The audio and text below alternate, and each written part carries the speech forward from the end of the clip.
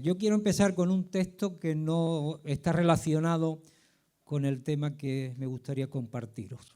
El texto dice: amado, yo deseo que tú seas prosperado en todas las cosas y que tengas salud, así como prospera tu alma. Para los que dominan la Biblia, es la tercera carta del apóstol Juan al anciano Gallo.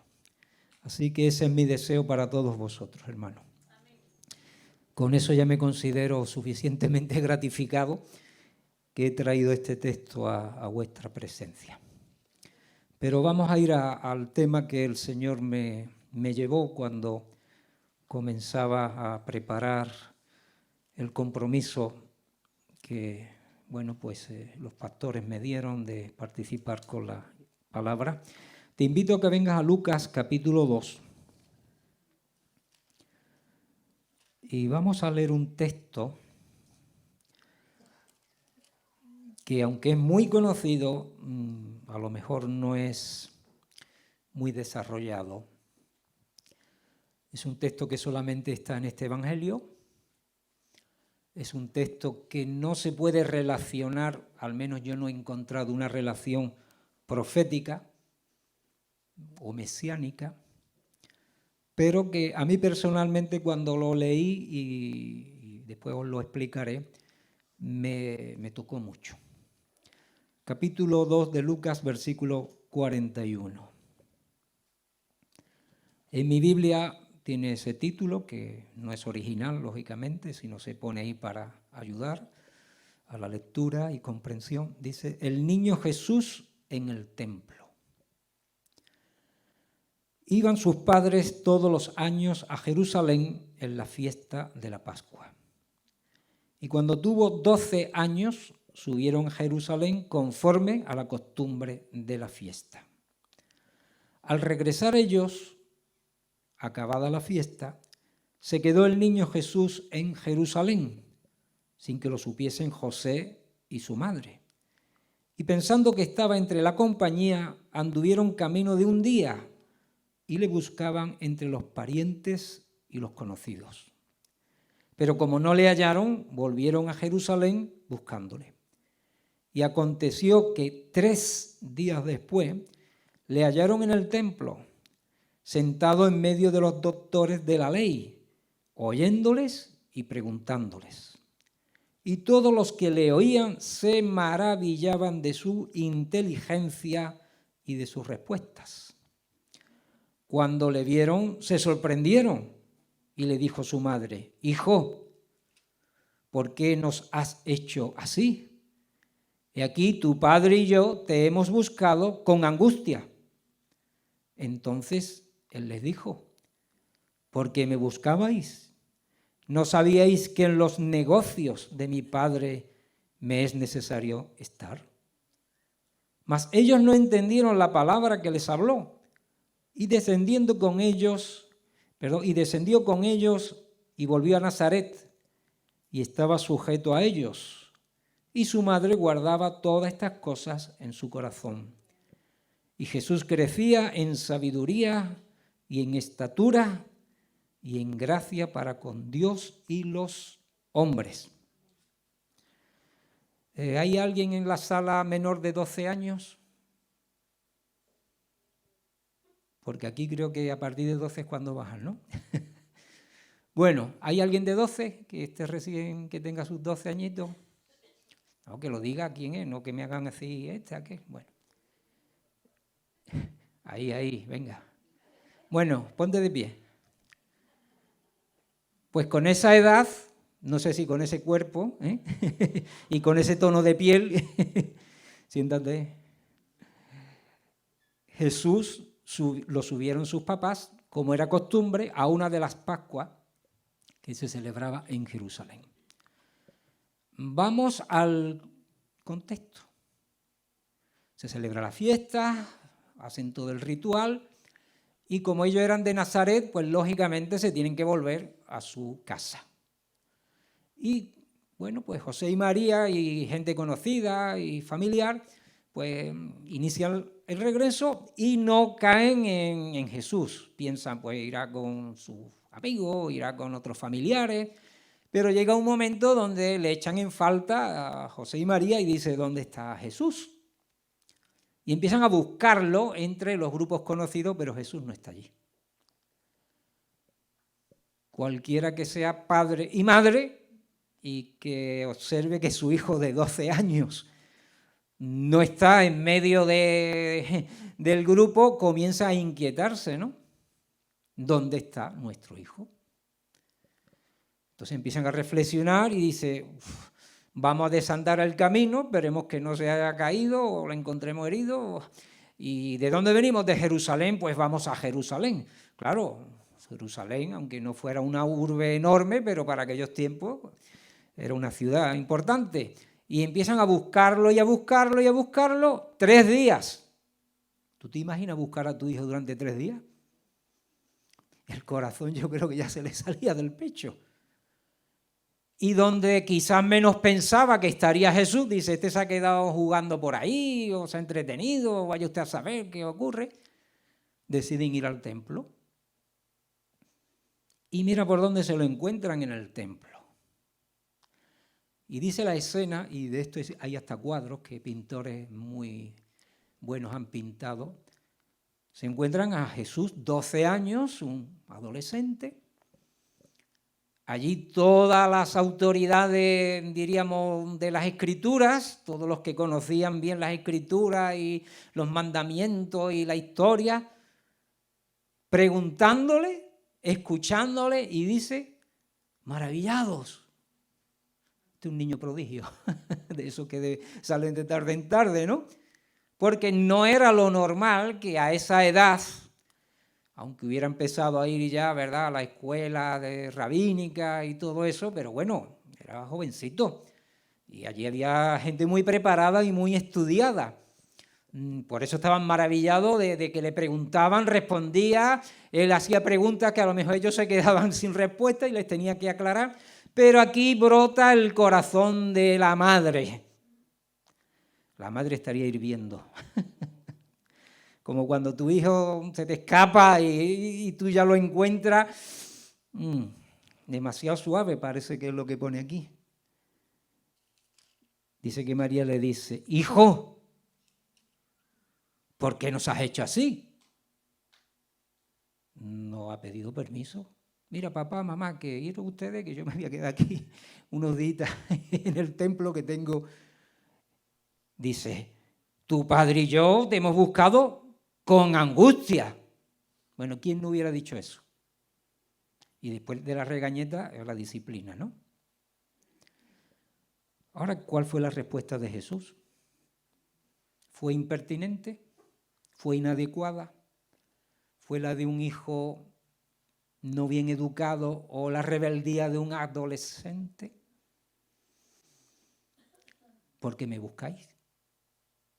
Hombre, Jesús, no te van a buscar, son tus padres. ¿Te extraña? Pero añade, no sabíais, porque Jesús da por supuesto que tanto José como María sabían quién era él, ¿no? ¿O no tuvo María un ángel que le anunció el hijo que iba a tener?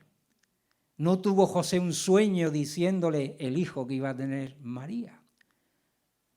¿No fueron pastores y magos a adorar al niño?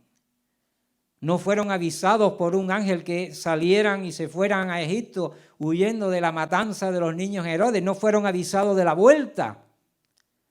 Bueno, a esas alturas tendrían que saber ya quién era Jesús, ¿no? Pero ahí yo creo que influyó un aspecto paternal, un aspecto, ¿verdad? Pero el Señor les recuerda quién es Él y sobre todo quién es su Padre. No es que Él desprecie a sus padres terrenales, porque después vamos a acabar el texto. Él no lo dice con desprecio, no lo dice, no. Él les recuerda quién es y en qué negocios o asuntos tiene que estar implicado. ¿No sabías que que en los negocios de mi Padre me es necesario estar? Yo creo que en aquel momento reflexionaron, ¿no? Pienso yo que José y María volvieron en sí, ¿no? De decir, es verdad, es que Jesús es quien es Jesús. Pero mira que el texto dice que vuelve con ellos y se les sujeta. Y se pasa, yo diría que aproximadamente 18 años, porque Jesús parece que su ministerio lo comenzó alrededor de los 30, si no me fallan las cuentas, de 12 a 30, ¿cuánto van? ¿18? Bueno, 18 años que la Biblia no dice nada de Jesús, salvo que les estaba sujeto, como cualquier adolescente, niño, ¿verdad? Joven, sujeto a ellos. María dice que guardaba muchas cosas en su corazón. Y dice que Jesús crecía en sabiduría y estatura y en gracia para todos los hombres. Y después ya aparece Jesús en escena al cabo de 18 años. Luego Jesús no era diríamos, ¿verdad?, una persona en su naturaleza humana que fuera desobediente, que no se sujetase, que fuera un rebelde, no, todo lo contrario. Pero yo me quedé con la frase, los negocios de mi padre.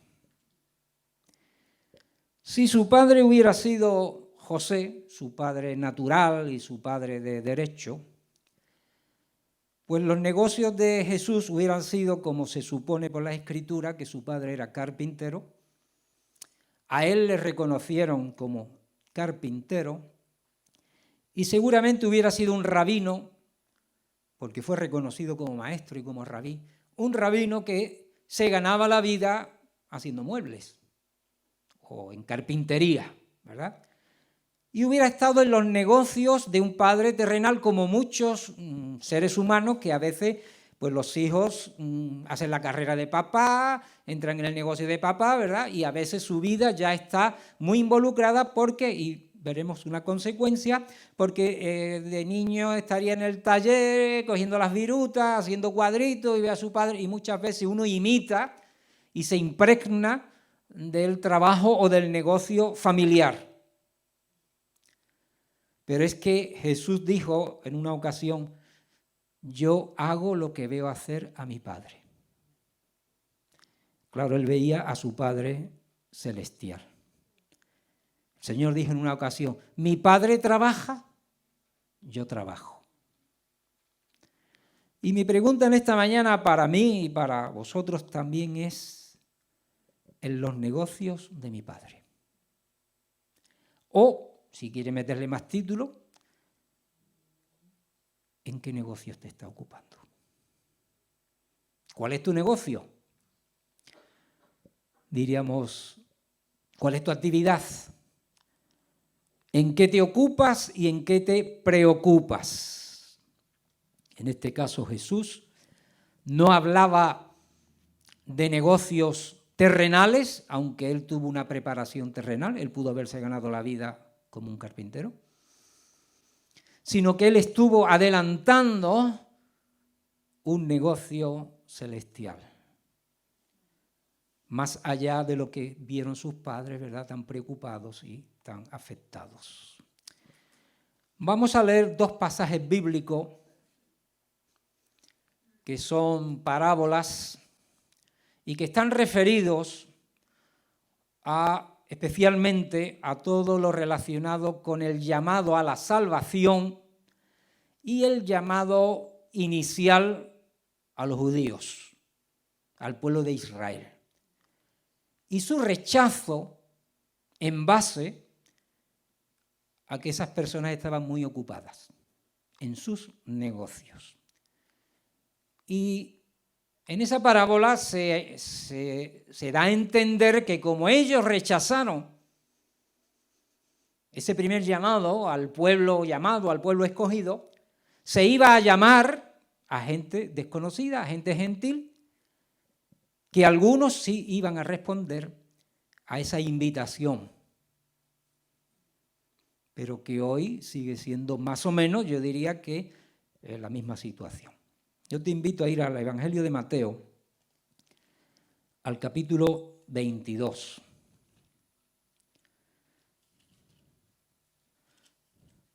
Y después leeremos un paralelo. Sabéis que en la sinagoga se lee mucho las Escrituras y se llevan 3 horas leyendo las Escrituras, ¿no? Aquí no va a dar para tanto, pero vamos a leer un poquito, ¿eh? Mateo capítulo 22, parábola de la fiesta de bodas. Respondiendo Jesús les volvió a hablar con parábolas diciendo: el reino de los cielos es semejante a un rey que hizo fiesta de bodas a su hijo y envió a sus siervos a llamar a los convidados a las bodas, mas estos no quisieron venir. Volvió a enviar otro siervo diciendo: decid a los convidados, he aquí he preparado mi comida, mis toros y animales engordados, y han sido muertos y todo está dispuesto. Venid a las bodas. Mas ellos, sin hacer caso, se fueron uno a uno a su labranza y otro, ¿a dónde? A sus negocios. Pero ahora va más lejos con respecto a lo que les está diciendo al pueblo de Israel. Y otros, tomando a los siervos, que eran los profetas, los afrentaron y los mataron. Al oírlo el rey se enojó y enviando su ejército destruyó a aquellos homicidas y quemó su ciudad. Entonces dijo a sus siervos: las bodas a la verdad están preparadas, mas los que fueron convidados no eran dignos. Y ya entramos en el llamado al pueblo y al mundo gentil. Para no hacerlo largo, vamos a leer el paralelo de Lucas, capítulo 14. Del Evangelio de Lucas y versículo 15.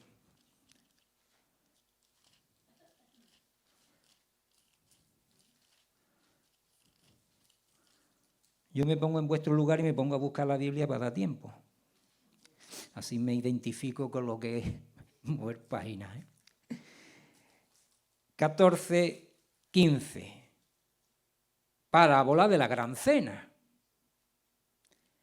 Oyendo esto, uno de los que estaban sentados con él a la mesa le dijo: bienaventurado el que coma pan en el reino de Dios.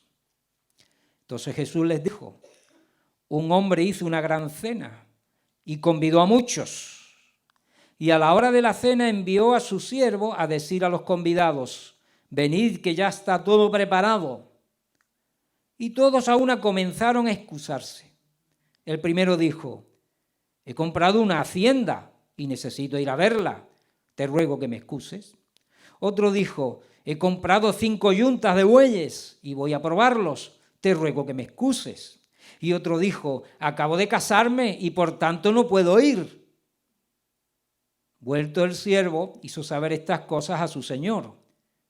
Entonces, enojado el padre de familia, dijo a su siervo: ve pronto por las plazas y las calles de la ciudad y trae acá a los pobres, los mancos, los cojos y los ciegos. Y dijo el siervo: Señor, se ha hecho como tú mandaste y aún hay lugar. Dijo el Señor al siervo: ve por los caminos y por los vallados y fuérzalos a entrar para que se llene mi casa. Porque os digo que ninguno de aquellos hombres que fueron convidados gustará mi cena. Bien, la interpretación creo correcta. El enfoque es, ¿verdad?, la invitación al pueblo judío a la salvación, al reconocimiento del Mesías, al llamado profético, y Jesús les trae a colación ese rechazo. Y es un rechazo basado en que para esas personas había cosas más importantes. Más importante que un rey te invite a una boda. Más importante que un señor te invite a una cena, todo preparado, todo dispuesto. En el primer ejemplo echan fuera a uno que no tenía el traje adecuado, pero eso sería otro tema de estudio. Pues sí, Dios llama, Dios tiene un plan, Dios tiene un proyecto, te busca, te invita, te lo tiene todo preparado, no te invita a una situación mala, a una situación, no, te invita al gozo, a la paz, ¿verdad? A la esperanza, a la restauración. Y qué barbaridad que no se encuentra a tiempo. No, acabo de comprar una finca, tengo que ir a verla. Bueno, es importante, sí, por supuesto. Nadie te niega que tengas una finca y que la veas y que la ponga en producción y que te bendiga la finca. Pero no era el momento. Había algo más importante.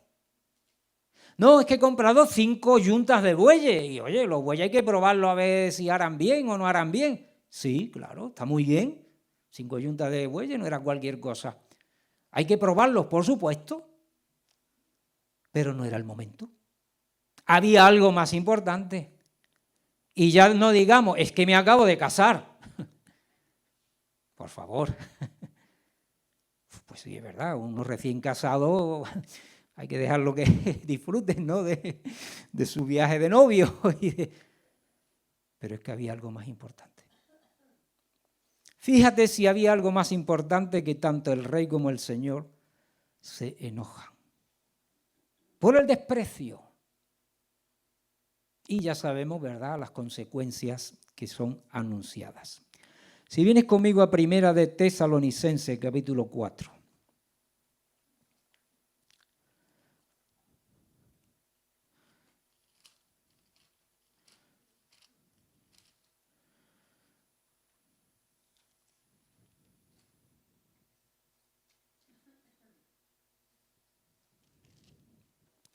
Versículo 11.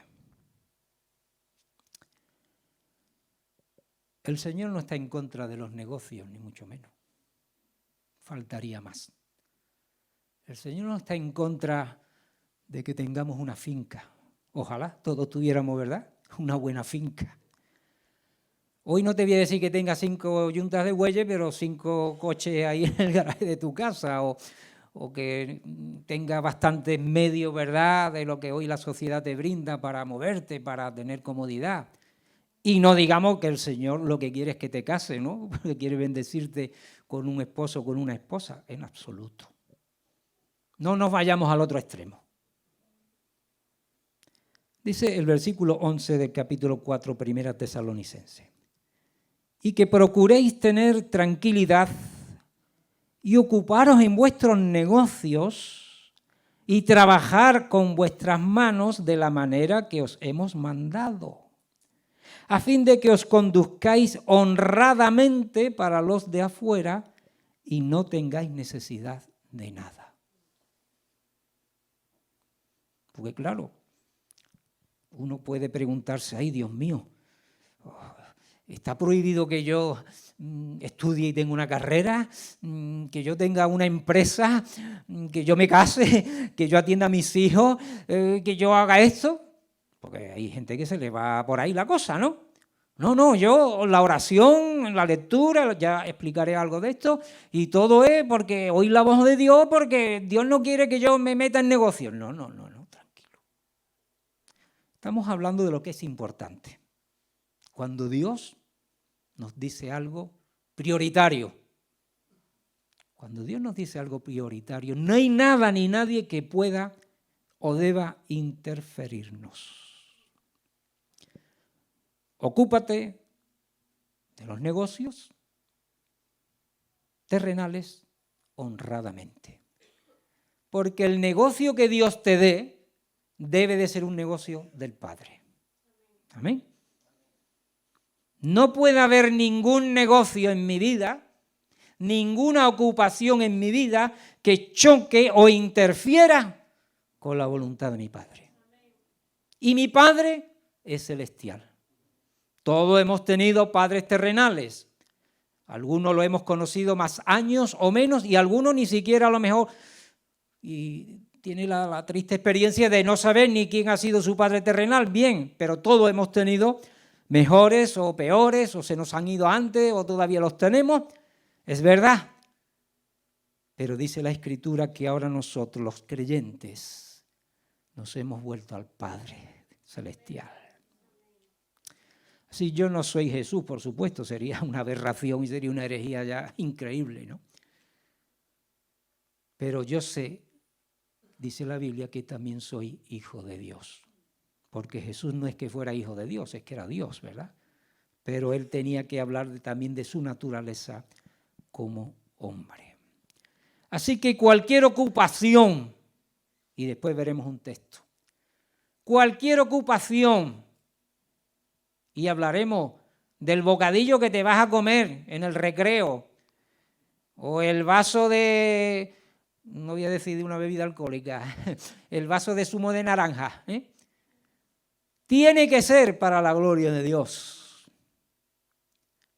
Estamos en unos detallitos, oye, pues la Biblia lo dice. Bueno, y si yo doy un paseo, ahora me voy a pasear, pues tiene que ser para la gloria de Dios. Habrá cosas con más trascendencia, pero dice la Escritura, todo lo que hagamos sea para la gloria de Dios. Y hay una advertencia, y eso sí es verdad. En la segunda carta a Timoteo, ahora recordemos quién era Timoteo y cuál fue su llamado, pero que extensiblemente nos puede afectar en mayor o menor medida. La segunda epístola a Timoteo, capítulo 2, versículo 4, dice: ninguno que milita se enreda en los negocios de la vida. Ya volvemos. ¿Qué hacemos con los negocios? A ver, Julio, aclárate. ¿Puedo o no puedo? Bueno, hay que estudiar el contexto, ¿vale? La militancia de Timoteo, a lo mejor no es tu militancia. El llamado de Dios para tu vida, específico ya, en tu servicio cristiano, puede que no sea el mismo de Timoteo. Pero aquí le está diciendo, y usa la palabra enredar, porque yo he sido un pastor que he tenido una profesión toda mi vida, pero gracias a Dios no me enredé en ella. Tú puedes ser un buen profesional, tener un negocio, una buena profesión, una ocupación de la cual tienes que comer y vestirte y dar gloria a Dios con ella y no ser una carga para nadie, sino todo lo contrario, ayudar a los necesitados, pero lo que no debes es enredarte en ella. Porque si te enredas, no podrás militar en ese ejército del cual tú eres también un soldado. Dice, a fin de agradar a aquel que lo tomó por soldado. Así que, hermano, el Señor nos ha llamado a todos en esa semejanza, ¿verdad?, a ser soldados de su ejército. Claro, los soldados normalmente es difícil que te permita una segunda ocupación, por eso pone el ejemplo del soldado.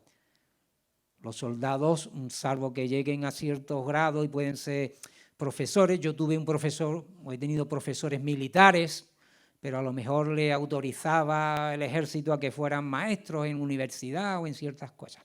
Pero es difícil que un soldado no se esté ocupando en lo que tiene que ocuparse. Y a Timoteo, Pablo le aconseja que él se ocupe en la lectura, ¿verdad?, en la enseñanza, en la exhortación, porque él era un pastor y un pastor joven en una iglesia grande y compleja. No voy a decir complicada, que todas las somos, compleja. Termino los textos introductorios, después quedan los 20 de desarrollo, en Juan capítulo 4. Y ya se pone el pastor a temblar cuando tiene que descargar la predicación. Menos mal que hay confianza, yo me tomo mis licencias y Ya, un pastor viejo se permite decir, no, es broma. Juan capítulo 4, versículo 34.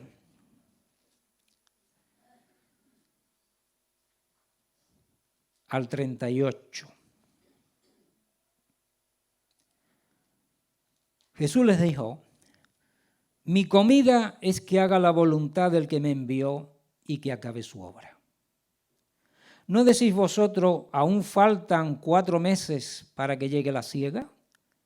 Y aquí os digo, alzad vuestros ojos y mirad los campos, porque ya están blancos para la siega. Y el que siega recibe salario y recoge fruto para vida eterna, para que el que siembra goce juntamente con el que siega. Porque en esto es verdadero el dicho, uno es el que siembra y otro es el que siega. Yo os he enviado a segar lo que vosotros no labrasteis, otros labraron y vosotros habéis entrado en sus labores. Pregunto, ¿solamente esto es referido a los discípulos? ¿Solamente esto es referido a ciertos ministerios reconocidos y reconocibles en la Biblia? ¿O es para ti y para mí como creyentes? Yo creo que es para todos nosotros. Porque mi comida es que yo haga la voluntad de mi Padre. No, eso es solamente de los pastores y de los evangelistas o de los obreros, diáconos o ancianos. No. Aquí habla de labores campestres. Siembra, abonado, poda, tocar las plagas y la siega, la recogida de fruto. Y él dice que hay mucha gente que ha intervenido. A lo mejor que recoge la cosecha, que tiene que saber el momento, hacerlo bien, guardarla bien, conservarla bien, no ha sufrido los que tuvieron que sembrar con lágrimas o destripar terrones, como decimos, o hacer las labores de cultivo, o proteger de las heladas o de las sequías o de las plagas.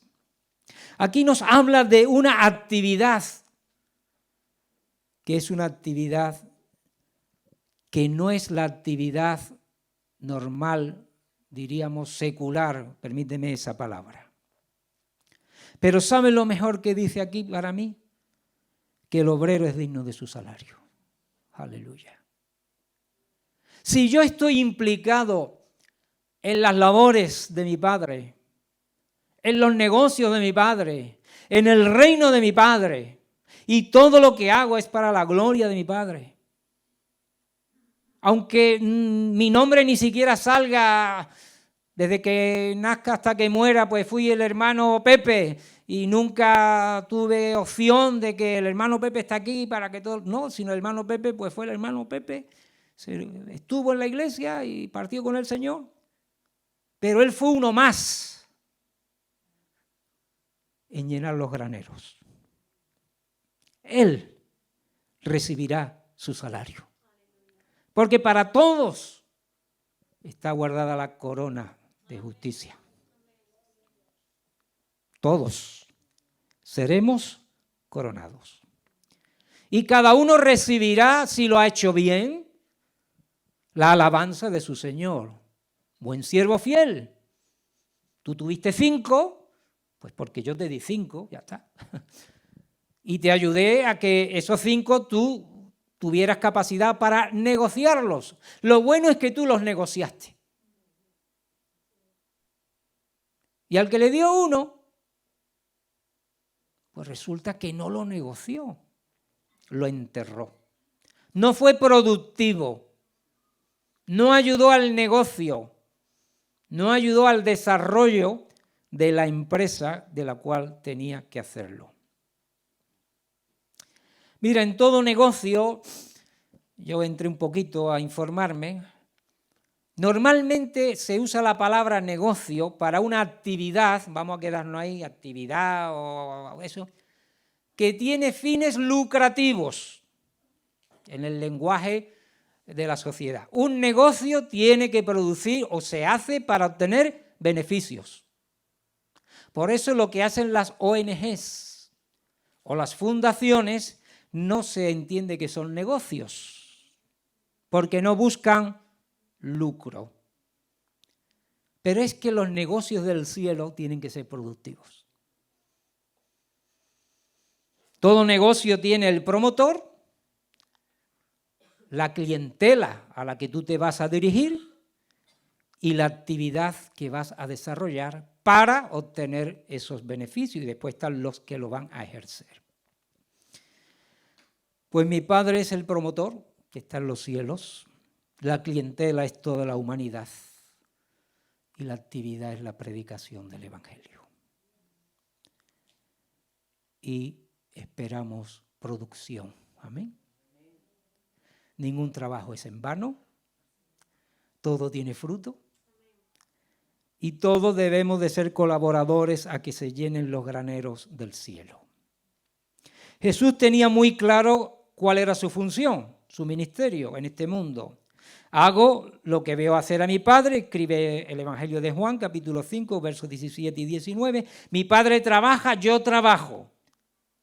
Hacer la voluntad de su Padre, participar del plan de su Padre, del proyecto de su Padre, de la empresa de su Padre, de los asuntos de su Padre y no distraerse de esa función.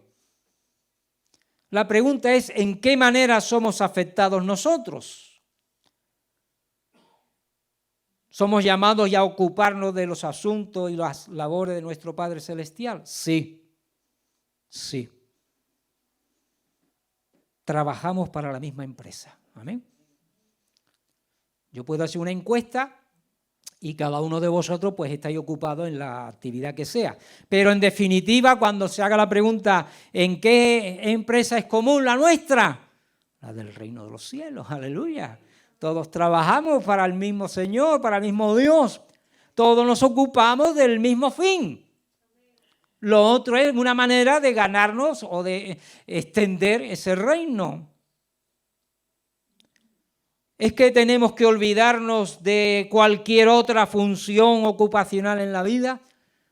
Lamentablemente yo tengo que decir que a veces he tenido conversaciones con ciertos creyentes que ocultando, digo yo, o tapando una falta de esfuerzo, de dedicación y de sacrificio, pues no han querido estudiar, no han querido trabajar, no han querido madrugar, no han querido esforzarse, no han querido sufrir, y pensaban que porque, perdón por la expresión, porque tocaban la guitarra en un culto, pues ya de ahí le tenía que venir todo.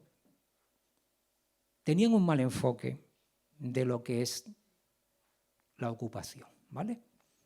A lo mejor si es un músico cristiano, pues puede que de su ministerio, ya hablamos de un salmista, por ejemplo, comparándolo con el Antiguo Testamento, pues sí, de ahí obtenga su gratificación para su vida.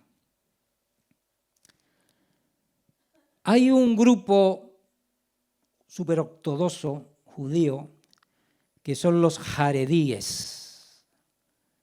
Y mira, los jaredíes significa los que tiemblan. Los que tiemblan ante Dios. Bueno, pues este grupo entienden los varones que ellos solamente se tienen que ocupar del estudio de la Torá, dedicarse a la oración, y esa debe ser su función total. El problema, en la mayoría de los casos, porque también los hay que tienen una segunda ocupación, el problema es que las mujeres están todo el día trabajando y trayendo niños al mundo. Pero es que además le piden al Estado de Israel que le pase una paguita. Hombre, me parece un poco excesivo, ¿no? Pero han llegado a ese concepto. Bueno, yo soy de los que tiemblo, pero no he llegado a tanto, ¿eh? A veces, cuando uno nota la presencia del Señor, ¿verdad? Pues incluso uno dice, ¡ay, qué bueno!, ¿no? Tenemos que entender que todo negocio de un creyente debe ser realizado para la gloria de Dios. Pablo, cuando tiene que entrar en ese conflicto en Corinto, que si esto se puede comer, esto se puede beber, esto es no sé qué, esto es, como dirían los árabes, halal, ¿no? O cochen, ¿no? Cochen, ¿no? Díselo. En árabe es halal y en judío cochen, esto no se puede comer, esto hay que hacerlo de esta manera. Bueno, allí se armó un lío entre los creyentes porque algunos venían de un trasfondo del judaísmo y otros eran gentiles, ¿verdad? Y un judío veía a un gentil comerse un bocadillo de jamón y decía, bueno, esto pues bueno. Lo que no tenía que hacer era comérselo delante del pobre judío, ¿no? Ni el judío está vigilándote si te comías el bocadillo. Pero escribe el apóstol, dice, si pues coméis o bebéis o hacéis cualquier otra cosa, hacedlo todo para la gloria de Dios. O sea, llega hasta esos detalles. La Biblia nos exhorta a trabajar, ser productivos para nosotros, para la familia, para la iglesia, para la sociedad. La Biblia denuncia la holgazanería, la ociosidad, al punto de decir, la Escritura dice, quien no trabaja, eso no lo digo yo, eso lo dice la Escritura, quien no trabaje, que no coma. Bueno, en definitiva, toda actividad que realicemos debe estar bajo el epígrafe, las labores y los negocios de mi Padre. Y los negocios de mi Padre son tanto en el campo espiritual como en el terrenal. Según nuestro llamado, nuestros dones, nuestros talentos, no nuestros, sino los que Dios nos ha dado, nuestra dedicación será más marcada hacia ministerios eclesiásticos, como es la enseñanza, la predicación, el gobierno, la formación, la expansión, o trabajos, no me gusta la expresión, pero bueno, más seculares, que es el término que se suele usar, y que compatibilizan todas las funciones. Porque ¿cómo los ministerios van a ser sostenidos si los demás no trabajan y aportan, ¿no? El apóstol Pablo fue muy claro. Él dijo, cuando es necesario yo trabajo con mis manos, pero en otro momento decía las ofrendas. En el Antiguo Testamento estaba establecido que toda una tribu iba a vivir de lo que el resto de las tribus, mediante los diezmos y ofrendas, aportasen. No hay ningún problema. Pablo fue un rabino fabricante de tiendas. Lucas fue un doctor. Otros quizás desde su juventud fueron guiados al servicio de la palabra, como Samuel, como Simeón y su esposa, o el propio Timoteo. Bueno, Dios tiene el camino de cada uno. Es un error disociar lo espiritual de lo terrenal. ¿Estás de acuerdo conmigo? Es necesario que toda mi vida esté al servicio del reino de mi Padre.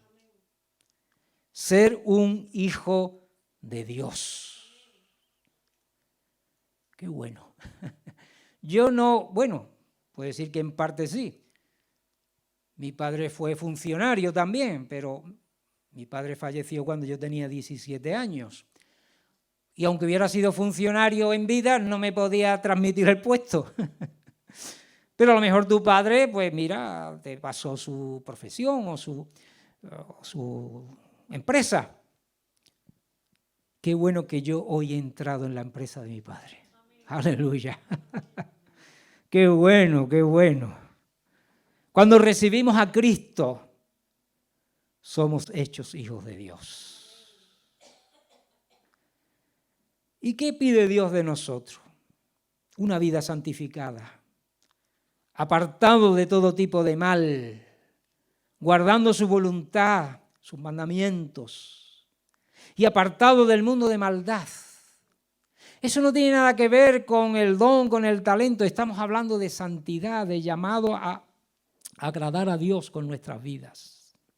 Pero es que Dios, en su generosidad, yo estoy plenamente convencido que de todos los que somos hijos de Dios, al menos hemos recibido un don, un talento. ¿Estás de acuerdo conmigo o no? No medio talento, un talento. Y a estas alturas de tu vida cristiana, si ya llevas unos cuantos añitos, deberías saber cuál es tu talento, ¿o no? Porque tú no vas a negociar lo que no conoces o lo que no tiene en tus manos.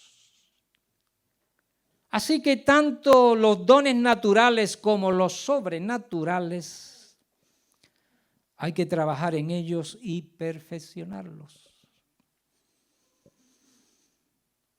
El otro día, hablando con un fisioterapeuta, me hablaba, yo le comentaba un tema de traumatología, porque estaba muy sorprendido que un profesional, cuando yo le manifesté una dolencia, la solución que me dio fue un calmante y, si era necesario, una prótesis. Y digo yo, caramba, después de tantos años de estudio, ¿la medicina no ha sacado una mejor? Y entonces me dijo este profesional, dice, hombre, es que ellos, algunos han quedado anclados en hace una serie de años, cuando era lo único que había, pero ahora existen, bueno, disciplinas que mejoran y ayudan, ¿no? Pues, hermano, a veces también nosotros, los dones, los talentos, hay que trabajarlos, hay que perfeccionarlo, amén. Si tú has sido llamado a la enseñanza, tienes que leer, tienes que estudiar, tienes que conocer para poder enseñar. Saben, yo lo digo a título anecdótico, me viene ahora a la mente, yo fui autodidacta en mi formación académica pastoral, ¿vale? Hice un curso a distancia con unos pastores, vale, muy bien, estudié toda la Biblia, era lo que había en mi tiempo, pero después con los años yo no pude ir a ningún seminario, no pude tener 3 años de seminario y 4 si tiene ya otra licenciatura, pero hubo un momento en que me solicitaron que yo fuera profesor de alguna asignatura del seminario. Yo dije lo siguiente, si yo esta asignatura no la he estudiado y no la he aprobado, yo no la doy. Que menos que el profesor haya aprobado la asignatura, ¿no? ¿Estáis conmigo o no? De todas maneras, que voy dando una. ¿Y sabéis cuál fue? Alabanza y adoración. Digo yo, que no se toca ni el pito. Pues no tuve más remedio por una situación eclesiástica y para que unos hermanos pudieran acabar la asignatura, le di alabanza y adoración. Me compré una pandereta y empezamos a tocar la pandereta. Bueno, fue una cosa excepcional, ¿eh? Termino diciendo, ten seguridad, hermano, que el obrero, sea de lo que sea, es digno de su salario. Es digno de su salario. Ni un vaso de agua. No sé quién me ha puesto la botellita hoy. Pues el que me haya puesto la botellita, el Señor dice que tendrá recompensa. Así que Gustavo y Ángel, ponen muchas botellitas aquí todos los domingos, que me la voy a llevar a mi casa y me la voy a beber, ¿eh? Esta no se queda aquí, pues es que tengo ya una sequedad de boca que no puedo. Ponte de pie, hermano. Quiero terminar diciéndote, ocúpate de los negocios de tu Padre. Nada ni nadie te aparte de hacer su voluntad. Y habrá recompensa en los cielos. Nunca, y te lo dice un jubilado laboral, nunca te jubiles de ser un obrero del Señor. Tendrás distintas labores y eso es lo interesante. Tendrás distintos campos porque Dios sabe para lo que te ha llamado, para lo que te ha preparado y te seguirá preparando. Ahora, no te enredes en los negocios de la vida. No permitas que cuando Dios te diga, oye, que he preparado mi cena, he preparado mi mesa, es el momento de que hagas esto, tú le digas, he comprado una finca, estoy preparando las yuntas, es que me he casado. No. Cuando el Señor diga esto es lo que hay que hacer, hazlo. Si no, el Señor llamará a otros que lo hagan por ti y tú quedarías fuera. Padre, Señor amado, en esta mañana te damos gracias